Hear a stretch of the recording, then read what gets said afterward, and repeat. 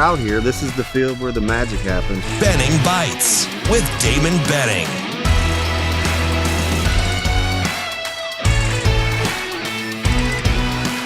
Benning Bites with Damon Benning. All right, it's another episode of Benning Bites. Appreciate you being a part of what we do. We thank you a ton. My man Ravi Lula and I join us, Monday through Friday, 7 to 10. We're on ESPN 590, KFOR in Lincoln starting at 9 o'clock. We are at ESPN Tri-Cities, which kind of makes us a statewide thing. Plus, you can get us on all the platforms, X and Google and Spotify and, Twitch. There's a ton.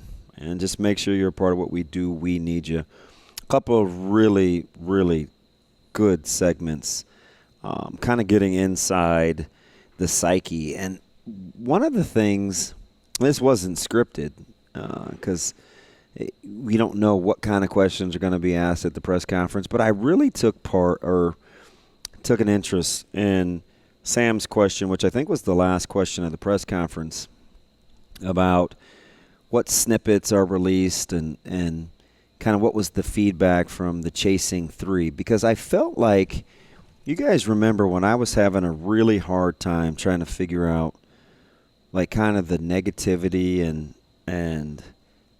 kind of what the sentiment had turned into without Nebraska having played a game yet. And I received so much feedback, whether it was like DMs or, text messages. It's like, well, duh. I mean, he's closing practice. The left tackle situation is maddening. This, that, and plus he said, the guys aren't performing well with people around. And at no point, like, kind of was that how I took the information that he released on the episode. And I listened to some of the national back and forth, too. Some people couldn't believe he said it out loud, right? We heard in the segment with Sam, the national guy, he was like, golly, Nebraska's really in trouble, if Rhule has to say these things. And then conversely, you heard, Pat McAfee say in A.J. Hawk, hey, this is real. This is authentic. This is a teachable moment. This is how you have to talk to not new age kids, but this peer group. And I probably lean more towards the Pat McAfee side, right? Because remember when I came back and I said, I don't get it. Like he controls the message. He knows what's going out on those videos.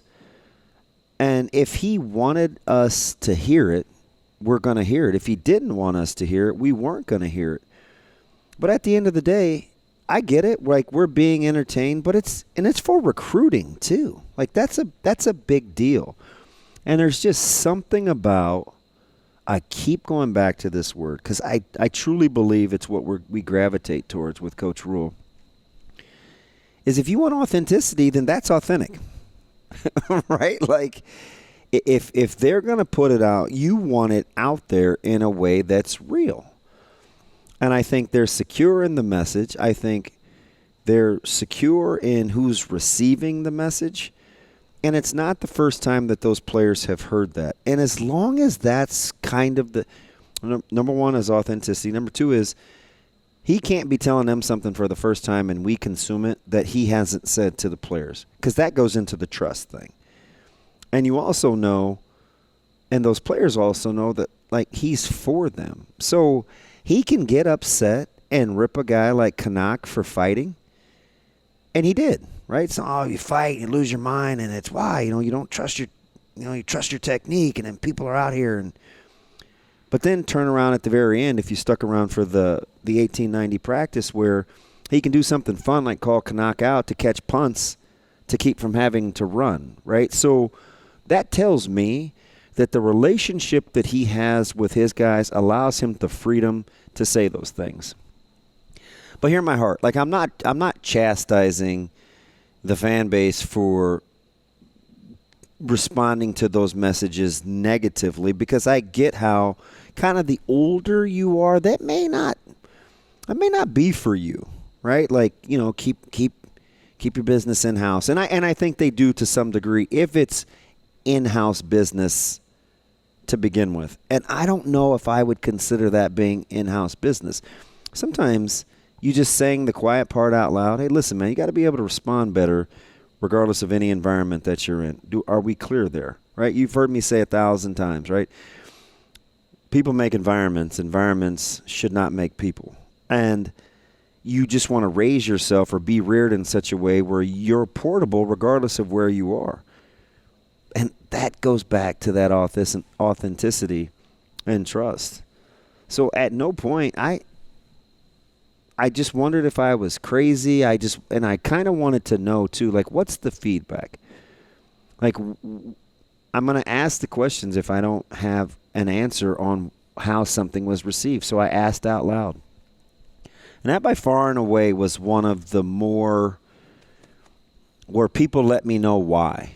Like because, I mean, my DMs were full, texts were full. Even peers in the media were like, hey, I didn't like this part, or I like that part, or I don't know if I'd have said that out loud. And I was just processing the information because I knew how I would receive it.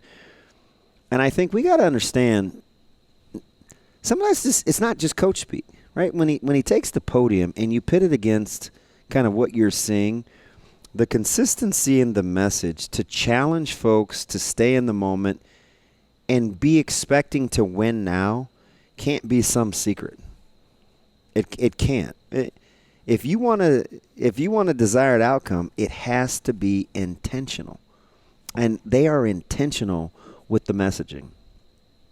And the cool thing is that I think we can rest in as a fan base is consistency in the message and the wording. It just continues to build accountability. The culture will sort itself out if you're consistent in the message. And that's something that I think they are so far along and so far ahead in, it can't help but to give you optimism. Even if it makes you a little cringy when you hear it out loud, as long as those guys can receive it, I'm all in. It's another episode of Benning Bites.